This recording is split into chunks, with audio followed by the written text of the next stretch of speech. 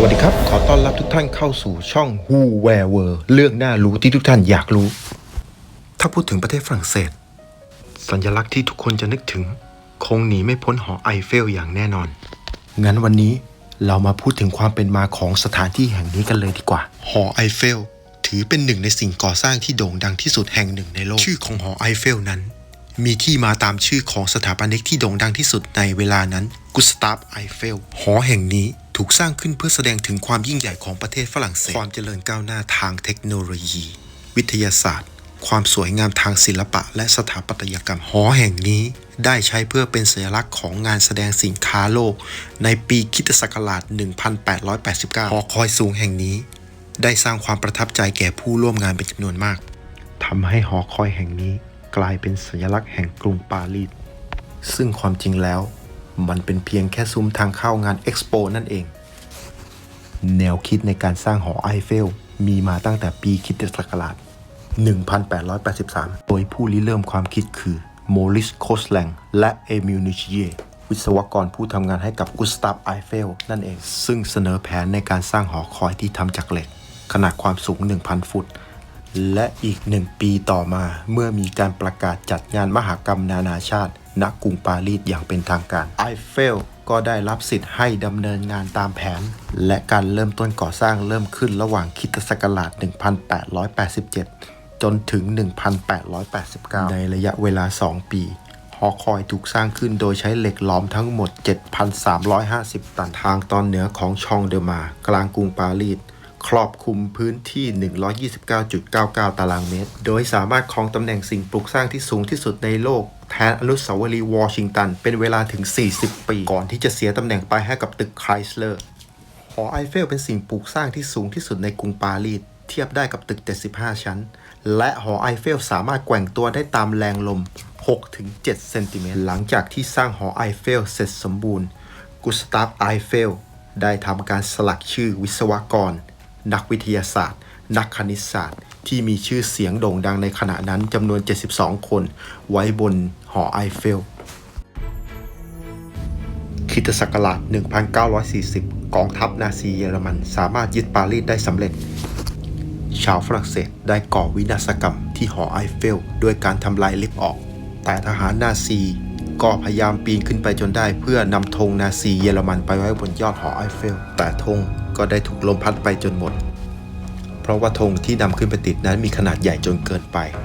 จนท้ายที่สุดมีการเปลี่ยนมาใช้ธงผืนเล็กแทนนั่นเองส่วนลิฟต์ที่ถูกทำลายลงนั้นก็ซ่อมได้อย่างยากลำบากในช่วงเวลาสงครามในค.ศ.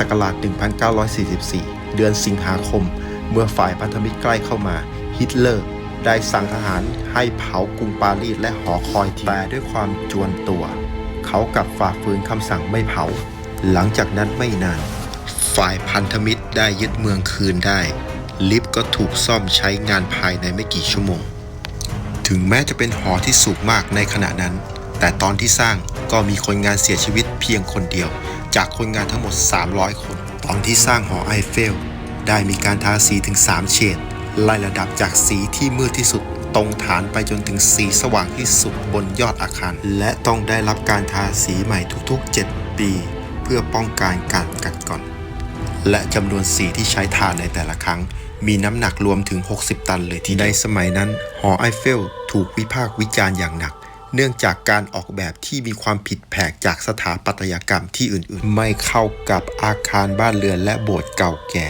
และทำลายทัศนียภาพของกรุงปารีสถึงกับมีการออกมาประณามว่าหอไอเฟลคือความอัปลักษณ์บนใบหน้าของกรุงปารีสแต่ท่ามกลางเสียงวิพากษ์วิจารณ์อย่างรุนแรงและยาวนานชาวบ้านกลับมาชื่นชอบหอไอเฟลมากขึ้นเรื่อยๆถึงขนาดออกมาให้กำลังใจกุสตาฟไอเฟลในวันที่เขาได้นำธงชาติฝรั่งเศสขึ้นไปติดบนยอดหอไอเฟลและแน่นอนเขาเป็นคนแรกที่ได้เดินขึ้นไปจากตอนแรกที่รัฐบาลตั้งใจว่าจะจัดแสดงงานศิลปะชิ้นนี้เป็นการชั่วคราวโดยการให้สัมปทานแก่กุสตาฟไอเฟลเพียง20 ปี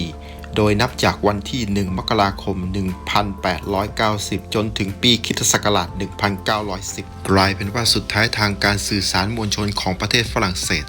ตัดสินใจเก็บหอไอเฟลไว้ใช้เป็นสถานีรับส่งสัญญาณวิทยุต่อมาได้มีการสร้างศูนย์วิทยุขึ้นมาอย่างถาวร และยังคงใช้มาถึงปัจจุบันนี้และยังได้กลายเป็นสัญลักษณ์ของประเทศฝรั่งเศสและกลายเป็นสิ่งก่อสร้างที่มีชื่อเสียงที่สุดแห่งหนึ่งของโลกหอไอเฟลเป็นสถาปัตยกรรมที่นิยมนำไปสร้างเรียนแบบในหลายที่ทั่วโลกไม่ว่าเราจะไปทางไหนก็จะเห็นหอไอเฟลอย่างง่ายดายอยู่ตลอดเวลาไม่ว่าจะเป็นทวีปเอเชีย